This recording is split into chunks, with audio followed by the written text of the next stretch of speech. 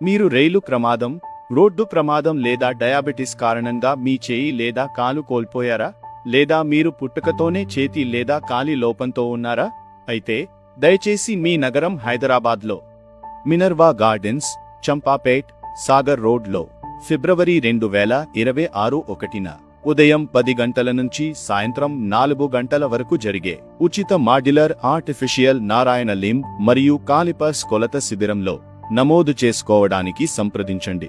సంప్రదించాల్సిన నంబర్లు 0402474318 9573393038.